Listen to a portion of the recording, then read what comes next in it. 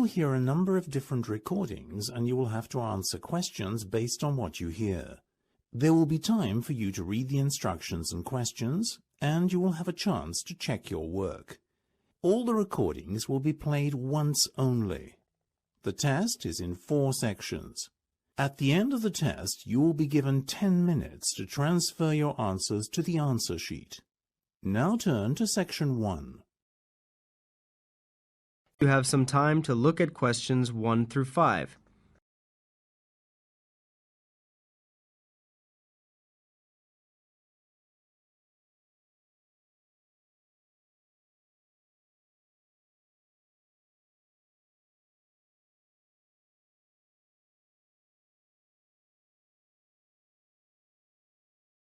Now we begin.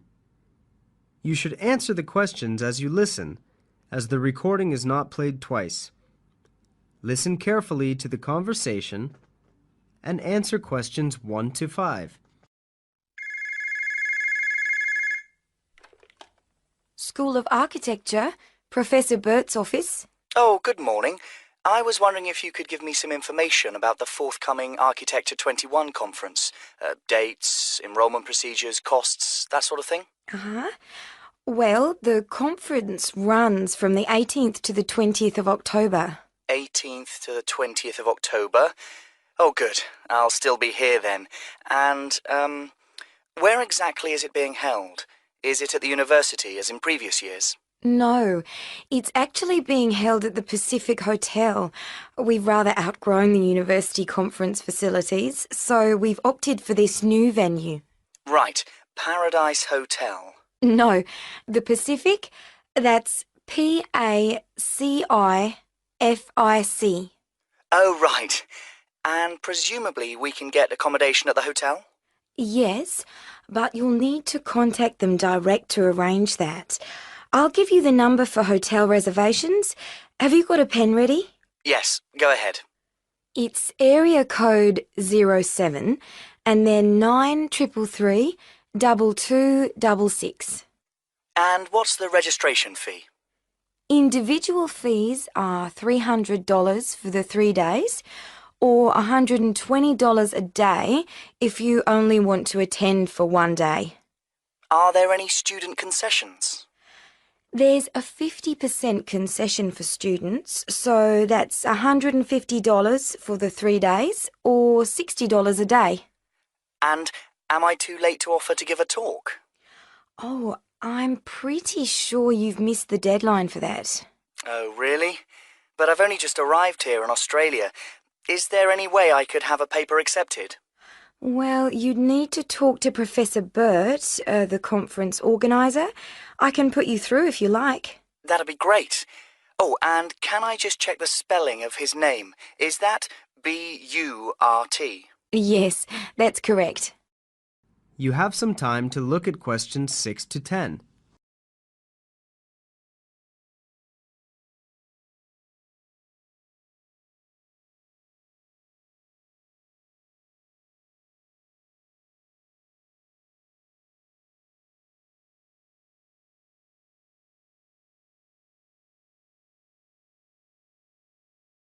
Now listen carefully and answer questions 6 to 10. Professor Burt speaking. Oh, hello. My name's John Helston. I'm an architecture student at London University. I'm here in Australia for 3 months, looking at energy-saving house designs. Right. I'm interested in giving a talk on my research at the conference, but I believe I may have missed the deadline. Well, strictly speaking, you have. The closing date was last Friday. Oh, no. But we may be able to include your paper if it fits into our program, but you'll have to be quick. OK. What do I need to do? Send me a summary of your talk, and make sure you include an interesting title for the talk, something to attract people's attention. OK. Interesting title. Right. I'm looking at ways of designing buildings for tropical climates that don't rely on the need to include air conditioning, so I'm sure I can come up with something. Yes, quite. But remember, the outline should be no more than 300 words. Right. I'll try to keep it down to 300 words, but would 400 be okay? No, not really, because we have to print it in the proceedings and we just don't have the space. Sure, I understand. And also, can you send me a short CV, the usual stuff, name, age, qualifications, that sort of thing? Right. Okay. Short CV. Actually, you can email it to me. That'd be quicker. Sure. What's your email address? Well, the best thing would be to send it to the conference administrative officer at info, that's INFO, at uniconf.edu.au. Right. I'll do that straight away. That is the end of Section 1. You will now have half a minute to check your answers.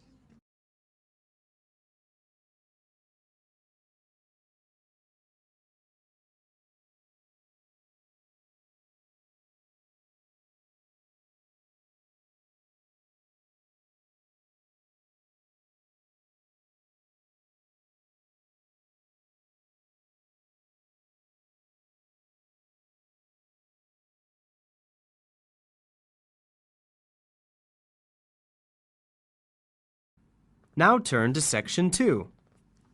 Section 2. First, you have some time to look at questions 11 to 15.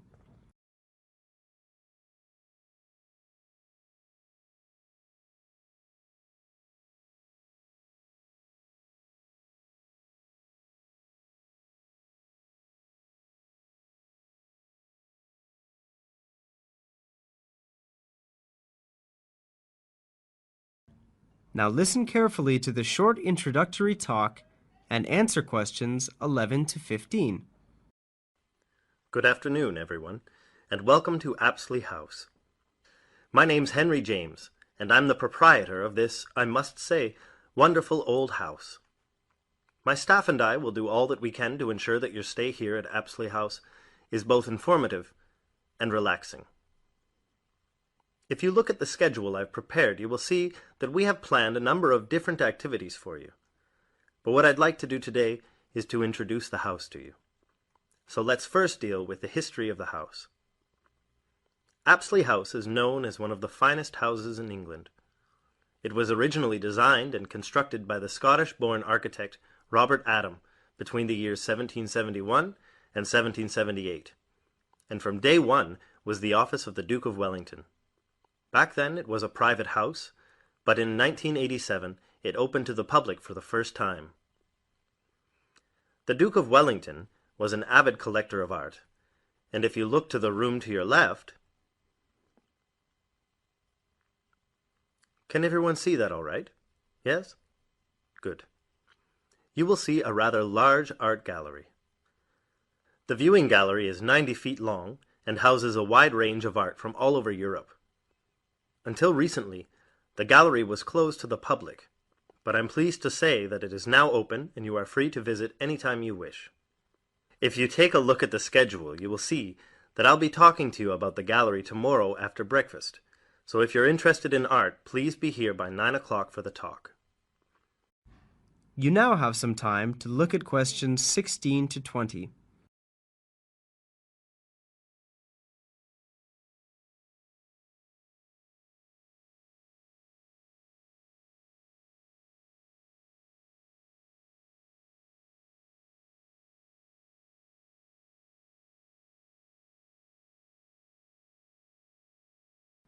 Now listen to the rest of the short introductory talk and answer questions 16 to 20. This room here, to your right, is the cafeteria. Breakfast is served from 7:30 to 8:30 a.m., although you can request breakfast in your room if you prefer. The dining hall serves a traditional English breakfast, although vegetarian food is available on request. Just let the kitchen staff know the previous evening. Outside you will find a magnificent garden. A section of the garden was converted into a car park in 1990 to make way for the growing number of visitors. Nevertheless, much of it remains and is an ideal place for you to wander and enjoy the peace and quiet, or simply sit and read. There are a lot of animals in the garden, including birds, squirrels, rabbits, and not to forget Felix the cat. Now don't be alarmed if the animals come up to you. They are used to people and very friendly. Anyway, dinner will be served at 7, so in the meantime, please feel free to simply wander and enjoy the hospitality Apsley House has to offer. That is the end of Section 2. You will now have half a minute to check your answers.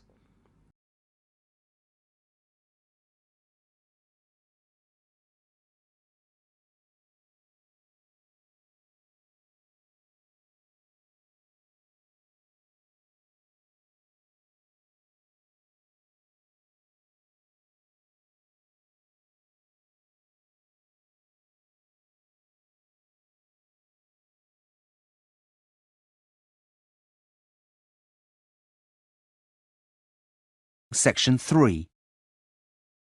You will hear two students, Anna and Chris, talking about postgraduate courses in music. First, you have some time to look at questions 21 to 25.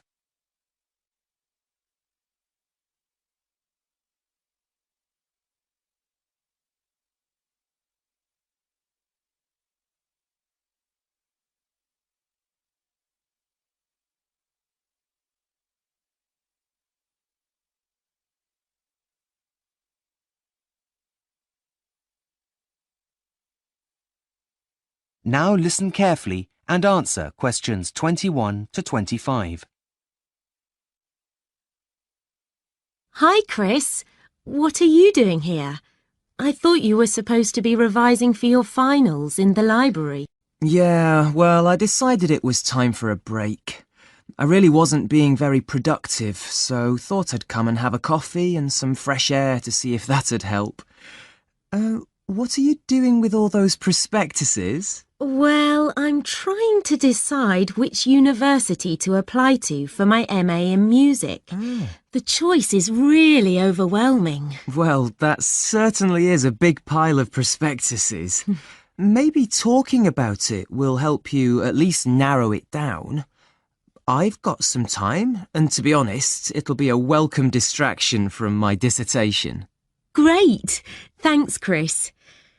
So far, the universities that appeal the most are the Academy in London, Leeds Conservatory of Contemporary Music, and the Henry Music Institute, which is also in London.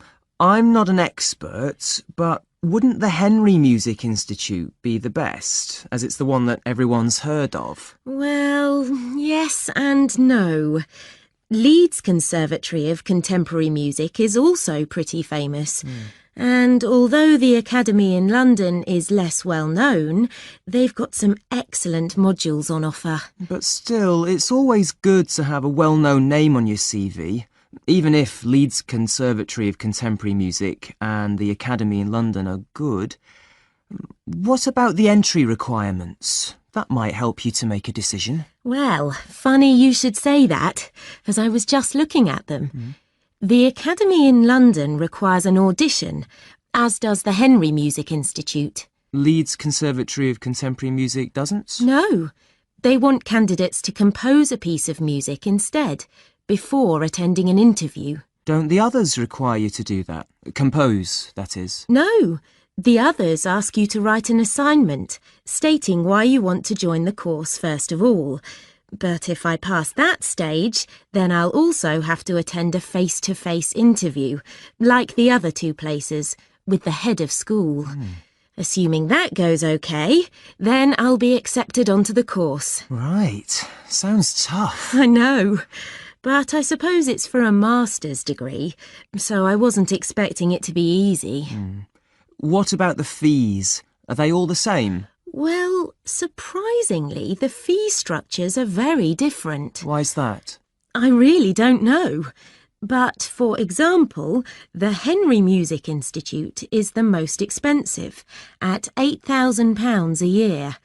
Next comes the Academy in London, and the cheapest is Leeds Conservatory of Contemporary Music. How much are they exactly? Well, for a full-time course lasting 1 year, it's £7,000 at the Academy in London and £6,000 at Leeds Conservatory of Contemporary Music. OK. Well, what other expenses do you have to take into consideration? Like train fares, for example? If you're going to be travelling home and back during the holidays, that's got to be a factor. I'm not worried about that. Though insurance is an added cost, as I'll need to make sure my instrument is covered. However, all of them require me to send in a cheque for the charges for applying before they'll process my application. Is that normal? Apparently. Can I have a look? Yes, of course. Here you are. What is it? Well, I think you might have a problem. Why? What is it? Well, it says here that the deadline is January the 9th. That's next week. Where? Let me see. Oh, you're right. Which prospectus is this? The Henry Music Institute. Oh, no. What am I going to do? Make your decision now? Is the closing date the same for all of them? Let's check. Look here. Leeds Conservatory of Contemporary Music is on the 19th, but the Academy in London isn't until the 30th of this month. OK, I'd better hurry up and make a decision. Before you hear the rest of the conversation, you have some time to look at questions 26 to 30.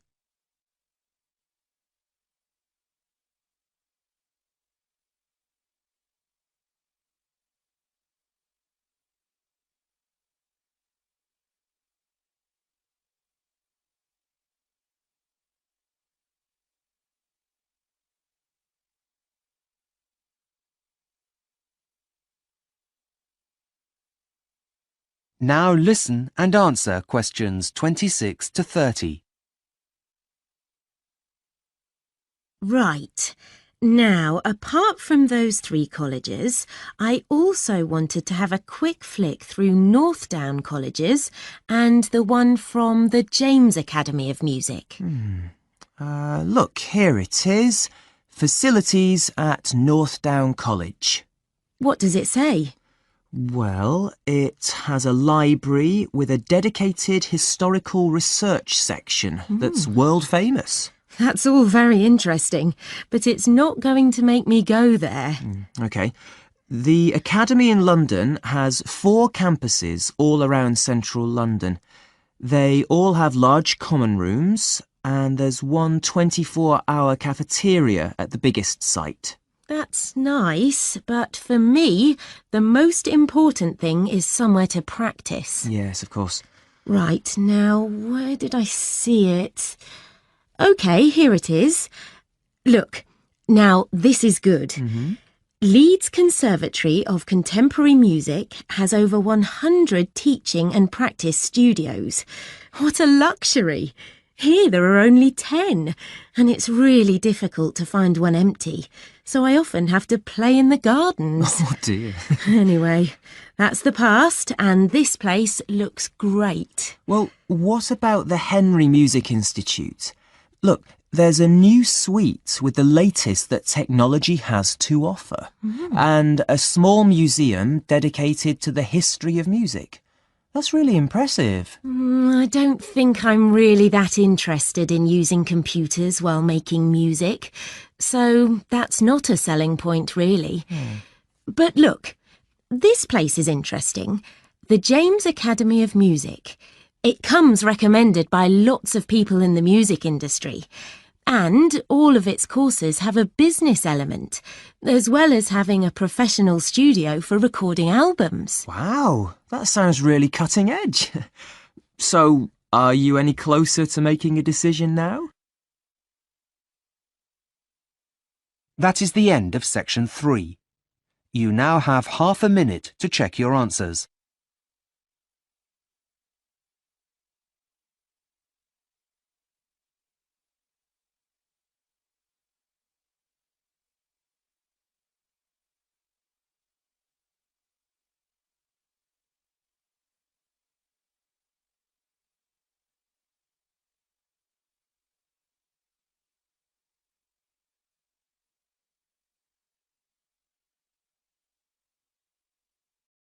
Section 4. You will hear part of a student presentation on how music and art are used in the healing process. First, you have some time to look at questions 31 to 40.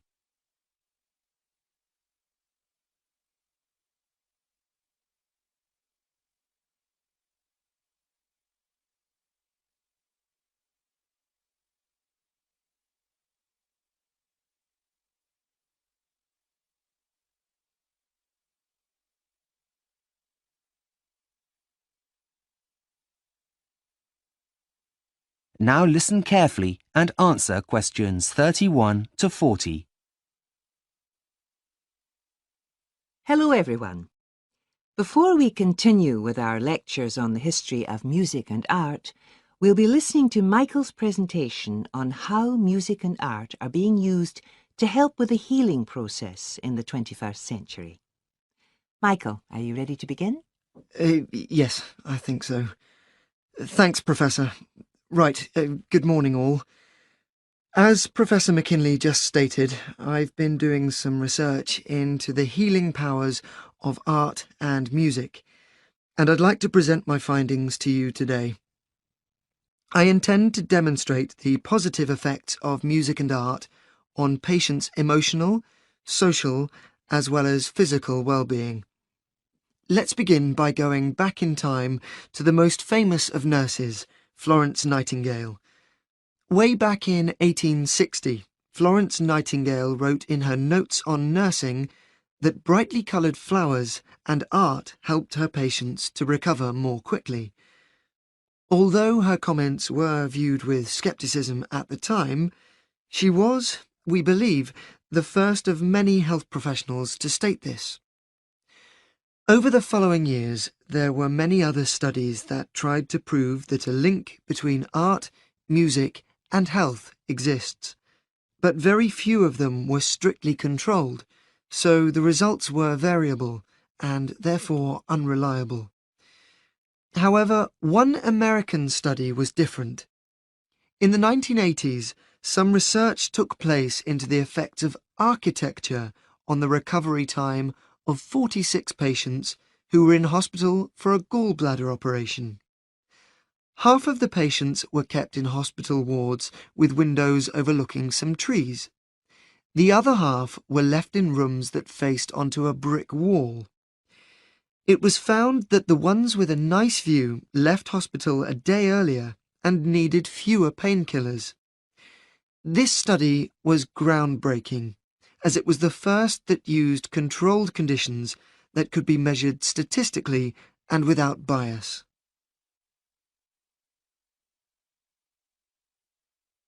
Now, I'd like to bring you up to date and take a closer comparative look at 3 research projects on 3 very different types of patient.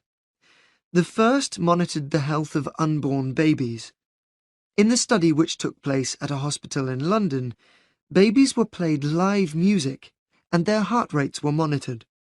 A healthy baby's heart would beat around 110 to 160 times a minute, but researchers found that their heart rate increased by up to 15 beats a minute on average without the mother's pulse changing.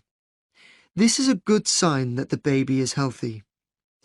In addition, the mothers that took part in the survey also said they felt more relaxed. Another study looked at cancer patients who were visiting as day patients to receive their chemotherapy treatments. They were treated in a room that had artistic pictures hanging on the wall. The pictures were changed each week so that the patients would not have to look at the same ones week after week. When questioned afterwards, patients said that they felt less pain because the images helped take their mind off the treatment they were receiving. They also noted general improvements in their well-being. Finally, the last study analysed the treatment of a group of elderly patients who were in hospital to have a hip replacement operation, and so they needed to stay for around 10 to 14 days. The researchers played them 30-minute tracks of soothing classical music, but not every day, and then monitored their progress using a questionnaire. When asked to rate how they felt both with and without music, the patients consistently stated that they felt less anxious on the days when they had the music playing. There was a second, unexpected but completely understandable result from the research. The staff liked the music so much that they said they too felt happier and that they would be less likely to leave the hospital for a job elsewhere if it were to continue. Now that has to be a good thing, which will also have a positive effect on the quality of the treatment patients receive. In conclusion, I'd like to bring to your... That is the end of section 4. You now have half a minute to check your answers.